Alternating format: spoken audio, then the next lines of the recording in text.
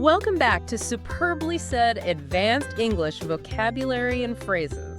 Hi, everyone. Yeah, today we're digging into some really great expressions, actually taken from a SpeakDuo lesson. That's right. And if you're looking to practice your English speaking, maybe meet people from all over, SpeakDuo.com is definitely worth checking out. It's all about video calls to boost your confidence. Absolutely. So today's mission is really about moving beyond those, basic words. We're looking at phrases that add real nuance, especially for you advanced learners out there. Yeah, these are the kinds of expressions that give your English more precision, more impact. Let's just jump right in then. First up, the art of something. This one always feels, kind of elevated. It is, yeah. It's more than just saying someone has a skill. The art of implies a real craft, something done exceptionally well. Think mastery, finesse. Okay, so if I said the skill of negotiation, that's fine, right? Yeah. The art of negotiation. It's different. How so? Well, skill just means you can do it. Competence. But the art of suggests something deeper. It's like finely tuned, maybe involving intuition, subtle judgment. Almost like it can't quite be taught from a textbook. Ah, I see. It signals you understand the complexity. Exactly. Using the art of tells your listener you see the dedication, the subtle stuff involved.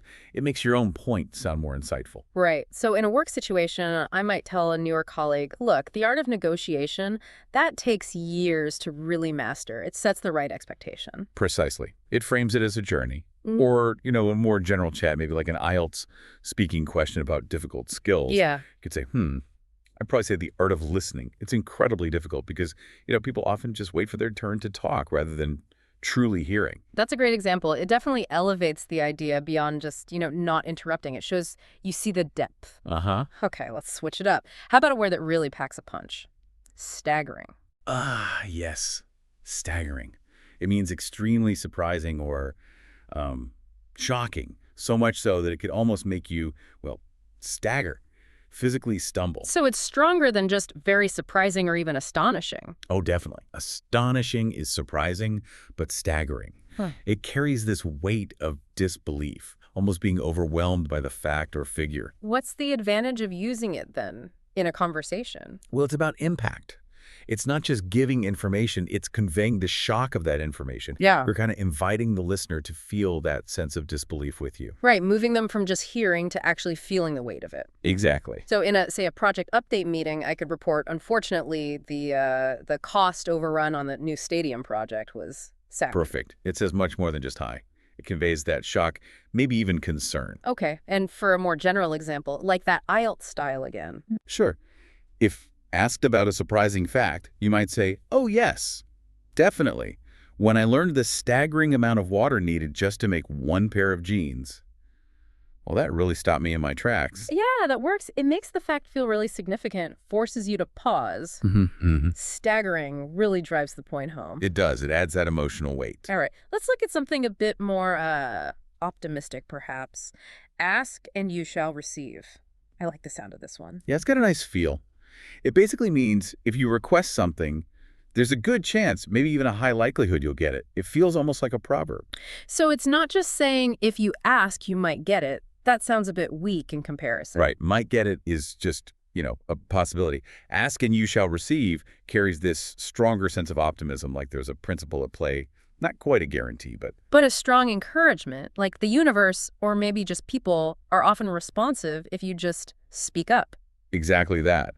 It suggests opportunities often appear when you actually voice what you want or need. So, chatting with a friend, I might say, I just casually mentioned wanting some different projects, and my boss immediately put me on this new initiative. Ask and you shall receive, I guess. That's a great everyday example. It shows that direct link between asking and getting. And maybe if someone asks you philosophically, do you believe in ask and you shall receive? You could answer, actually, yes. Thinking back, a lot of the best opportunities in my life came about simply because I found the courage to ask for what I wanted. It frames it as a proactive approach. Yeah, it's a good reminder. Sometimes just asking is the biggest step. It suggests the world isn't always closed off if you just knock. Precisely. Okay, next. A more casual one. A guy ought to do something. Sounds very down to earth. It is. It's just a relaxed way of saying someone should do something, more of a suggestion than a demand. Right. Definitely softer than one should or it's obligatory. Yeah. What makes it feel so approachable? Well, it frames it as general common sense advice, like, hey, it's probably a good idea if. It doesn't sound preachy or like you're laying down the law. It sort of invites agreement. So talking about, say, wellness at work, I might say, after a really intense project, a person ought to take a proper break to recharge.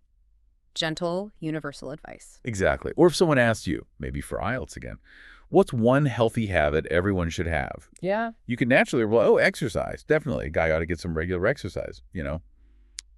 Keeps you healthy, and it's amazing for stress. It's your opinion, but present it as a general good idea. Perfect for giving advice without sounding bossy. Keeps it friendly. Huh? Okay, let's talk about scrap of paper. This one conjures up a very specific image. It really does. A scrap of paper is just a small piece, often kind of unimportant looking. Yeah. And yet, it often implies something done quickly, maybe without much planning, kind of informal. So it's not just any small piece of paper. The word scrap adds something, like it's leftover or insignificant. Exactly. Scrap suggests informality, maybe improvisation, something jotted down quickly, not on proper stationery. It implies it wasn't given a lot of formal thought or preparation, maybe done in a rush. Right, so I could describe someone's presentation prep saying, he gave an amazing talk, but you won't believe it, he had his entire notes scribbled on this tiny scrap of paper. Perfect. It highlights the contrast between the informal preparation and the successful outcome. And general context, maybe about note-taking habits? Sure. If asked, do you still write things down on paper? You could say, not usually for important stuff. I prefer digital notes now. Relying on a scrap of paper just feels a bit disorganized to me. Yeah, highlights that feeling of it being maybe makeshift or temporary. It's a very visual phrase. It is. Okay, here's one that feels very relevant to what we do here. It isn't rationed. Oh, I like this one. Yeah, it means something isn't limited. It's available freely, in abundance, no scarcity. More emphatic than just saying it's plentiful or unlimited, right? Right. What's the extra layer? Well, rationed specifically makes you think of things that are limited, like food during wartime or supplies in a crisis. So, saying something isn't rationed strongly emphasizes its free, unrestricted, boundless availability. It implies anyone can access it. That makes sense. So in the context of learning, you could absolutely say, knowledge isn't rationed. You can always learn more, especially now with the internet. Exactly. It underlines that incredible accessibility. No gatekeepers, no limits. And if someone asks, maybe philosophically, what's one thing in life that truly isn't rationed? Ooh, good question. You might say creativity. I think creativity isn't rationed. Anyone can tap into it anywhere, and it doesn't run out. That's a great answer. It really highlights abundance and universal access. Mm-hmm. Speaking of abundance and vastness, like an ocean, a classic comparison. It's very evocative. Yeah. Used to describe something immense, vast, perhaps seemingly limitless. And it feels bigger, somehow deeper than just saying huge or extensive. What's that extra dimension? I think like an ocean brings in the idea of depth, maybe hidden currents, the unknown, something so vast you can't see the edges, can't possibly explore all of it. It suggests profundity, not just size. Right, like the common example. The internet is like an ocean of information. It captures that feeling of endlessness and maybe being a bit overwhelmed. Precisely. It's not just a lot of information. It's a vast, deep, ever-shifting body of it. And for a more abstract example, if asked, what else feels like an ocean? You could say something like, human potential, maybe? It seems boundless, incredibly deep within each person, and largely unexplored, like an ocean waiting to be discovered. Wow, that's quite profound. Yeah, like an ocean gives that sense of immense scale and mystery. It does. Okay, here's a really active one. Trade your teaspoon for a bucket. I love the visual here. Me too. It's a great metaphor. It means think bigger, aim much higher, especially when you realize an opportunity is huge. Don't limit yourself. So much stronger than just aim high or be ambitious. What makes the teaspoon bucket image work so well? It's the scale change. It implies the opportunity is like an ocean. And you're currently equipped with just a tiny teaspoon. It urges a radical shift in your approach, your tools, your mindset, to match the massive scale of what's available. Prepare to scoop up a lot more. Got it. So in a business strategy meeting, you might say, look, team, if this market really is an ocean of potential, We need to trade our teaspoon for a bucket with our next campaign. Exactly. It's a clear call to scale up ambitions and actions dramatically. And a personal example, maybe a time you had to do this. Sure. You could say, when I first started my online business, I was thinking small. But then the initial response was huge. I realized the global market was massive, and I had to quickly trade my teaspoon for a bucket in terms of production and marketing. Perfect illustration. It's about recognizing abundance and equipping yourself properly to benefit from it. That's it, exactly. Okay, last one, but maybe the most fundamental for communication. Be clear, be specific. Ah, yes. The cornerstone. It's a direct command. Give detailed, precise information so there's no misunderstanding. It seems simple, but why both clear and specific isn't precise enough? Well, you can be clear but vague, or specific but confusingly technical. Clear means easy to understand, unambiguous. Specific means detailed, exact, leaving nothing out. You need both for truly effective communication. It's a demand for clarity and detail. No room for error or guesswork. Okay, that makes sense. So at work, when assigning tasks, you definitely tell your team, okay, everyone, when you delegate work, please remember, be clear, be specific. Absolutely vital. Leaves no room for doubt about who does what, when, how. And a general situation where this is crucial. Well, think about giving directions to someone lost in the city. You have to be clear and specific. Or a doctor explaining medication instructions. Precision is absolutely critical there. Good examples, yeah. Be clear, be specific, simple words, but so important for making sure things actually get done right. Couldn't agree more. Wow, okay.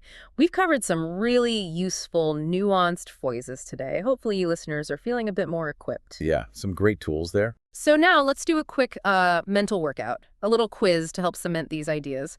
No pressure, just a chance to check your understanding. Ready when you are. All right. Question 1. What does the art of something suggest in context? Is it A, a repetitive action done over time, B, a skill developed with effort and nuance, or C, a natural ability one is born with? Feel free to hit pause if you need a second to think. Okay, the answer is B, a skill developed with effort and nuance. Remember we talked about the art of negotiation. It implies that deep mastery and finesse, not just basic ability. Perfect. Question 2. In context, how would you interpret the phrase staggering when describing a fact? A, difficult to analyze due to complexity, B, extremely surprising or hard to believe, or C, likely to change with new information? Pause here if you like. And the answer is B again, extremely surprising or hard to believe. Think of that staggering cost example. It conveys shock, almost disbelief. Got it. Question 3. What idea is conveyed by ask and you shall receive? A, if you are polite, people will assist you. B, if you demand often, results will follow. Or C, if you request openly, opportunities may come. Take a moment to pause if needed. The answer here is C. If you request openly, opportunities may come. It's about that optimistic principle voicing your need or desire often leads to positive outcomes, like asking for cake and getting it. Excellent. Question 4. What does the phrase a guy ought to do something imply? A, it casually suggests what someone should do. B, it expresses a strong personal obligation. Or C, it harshly criticizes someone's behavior. Feel free to pause. This one is A. It casually suggests what someone should do. Remember, a person ought to take care of their health. It's gentle, common sense advice, not a harsh command. Right. Question 5. How is scrap of paper used in the lesson? A, it implies something is poorly planned or informal. B, it highlights something written with importance. Or C, it refers to a temporary or draft idea. Go ahead and pause if you want. The answer is A. It implies something is poorly planned or informal. Like the speaker writing his whole speech on a tiny scrap of paper suggests informality, maybe even improvisation. Okay, question 6. In the context of learning, what does it isn't rationed suggest? A, resources are available to a limited few. B, opportunities must be earned through effort. Or C, knowledge or ideas are unlimited and free to access. Pause for thought. And that's C. Knowledge or ideas are unlimited and free to access. Knowledge isn't rationed, it's abundant, available to everyone, unlike scarce resources. Great. 2 more. Question 7. What does the phrase like an ocean imply when referring to information? A, it is scattered and unorganized. B, it is vast, deep, and hard to fully grasp. Or C, it is constantly in motion and unclear. Pause if you need to. The answer is B. It is vast, deep, and hard to fully grasp, just like the internet being like an ocean of information, immense, profound, full of unknowns. And the final question, number 8. What is meant by trade your teaspoon for a bucket? A, prepare to think bigger and seize more. B, adjust to take smaller steps at a time. Or C, learn to reduce expectations gradually. Last chance to pause. And the answer is A, prepare to think bigger and seize more. If the opportunity is an ocean, you need to scale up your thinking and tools, trade your teaspoon for a bucket to really take advantage of it. Fantastic. So how did you all do? Hopefully that quiz helps solidify things. These phrases, they really are shortcuts to sounding more informed, more confident, more nuanced in English. Absolutely. And understanding is the first step, but the real key, the actual art of it, is using them. Try to weave them into your conversations, your writing. Practice really does make perfect here. Definitely. Make them part of your active vocabulary. So as we wrap up, here's something for you to think about. Considering that knowledge is so vast, like an ocean, and thankfully it isn't rationed, how can you personally trade your teaspoon for a bucket in your own learning? Maybe just by remembering to ask and you shall receive the help or resources you need. A great thought to end on. Until next time on Superbly Said.